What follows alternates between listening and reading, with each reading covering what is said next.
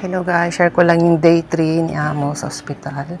Yung video na to ay ni-record ko nung Sabado kung saan kami ay dadalaw ni alaga ko sa ospital. So ito yung first time na makikita ko si Amo nang gising na siya. So thanks God, after naman ng kinabukasan na na-opera siya is nagising naman agad siya. So napakalaking blessing na sa Amo ko yun na na-survive niya yung unang operasyon. Then yung Friday is second operation niya is naging successful din naman according sa feedback ng amo kong lalaki. So syempre pa ang konyang ay kailangan magtrabaho sa bahay at lahat ng ganap ay kailangan matapos dahil tayo ang aasahan naman nila natitingin sa anak nila sa bahay. So dito nga pala ay hinintay ko na yung alaga ko sa MTR station kung saan siya ay galing na eskwelahan dahil meron siyang 2 hours na activity sa school. So every Saturday meron siyang 2 hours na activity. So ganun kasi dito sa Hong Kong guys, ang mga high school o yung secondary student ay merong activity na required. So sila ang pipili noon kung ano yung gusto nila. So dito nga ipapunta na kami, nakita na kami ng alaga ko, so tinext niya ako at tinawagan ko siya kung nasaan na siyang nakasakay na train. So nakita kami sa loob. Then eto na yung papunta kami sa lugar kung saan ay pang second station yung third station yung aming bababaan. So from dito sa lugar namin may next station pa and then the next station pa yung aming bababaan na Siu Hong papunta doon sa hospital. So pakita ko sa inyo yung ayan, nakikita nyo yung lugar dito na dinadaanan namin guys.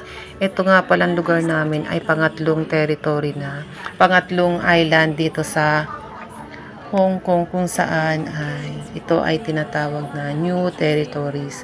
So dito nga pala sa Hong Kong mayroong tatlong main territories or main islands.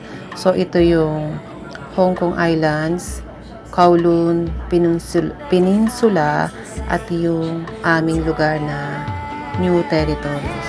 So itong sa amin nga pala guys ay kumbaga probinsya ng Hong Kong. So, hindi kami talaga actually yung pinaka-syudad. So, pero makikita nyo dito na sobrang progressive yung lugar. So, kung sa atin ay kabundukan lang, maliliit ang mga bahay dito, kahit kabundukan, ay makikita nyo na mga, yung mga establishment nila ay may mga high-rising na mga building din, kahit pa yan nasa gilid na ng bundok or mismong bundok. So, yun lang ang kagandahan dito guys sa Hong Kong.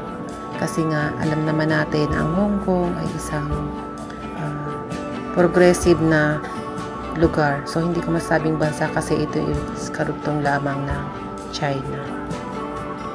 So, on the way going to hospital is nag-record ako para naman makita nyo yung lugar namin dito sa Hong Kong.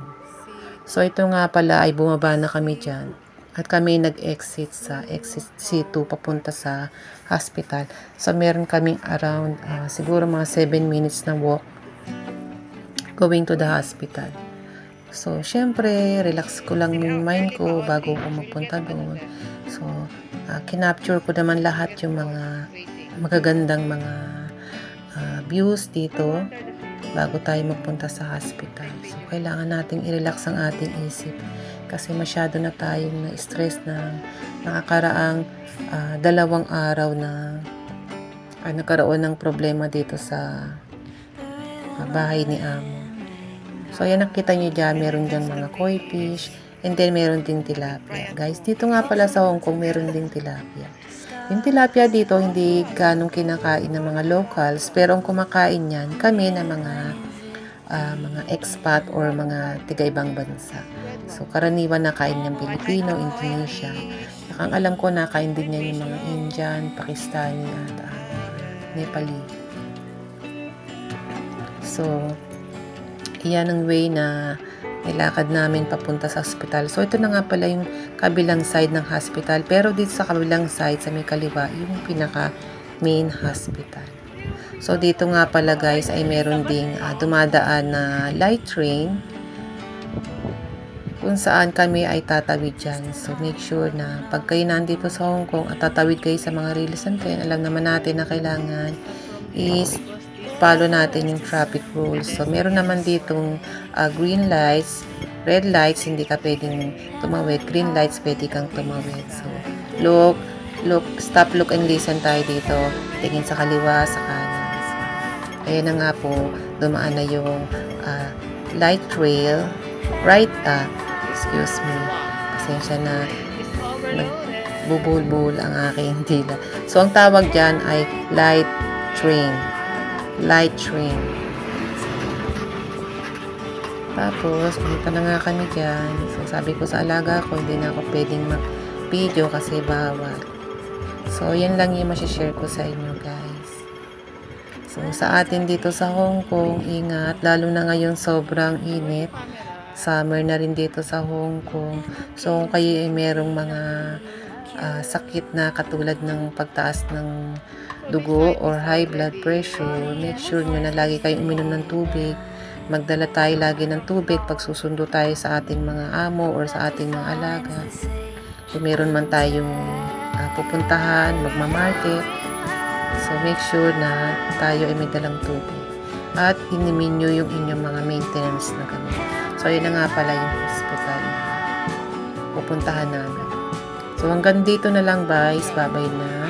At salamat sa inyong panonood. Bawal lang sa loob na mag-video. So, take care guys. Ingat sa ating araw-araw na buhay dito sa Hong Kong. Bye!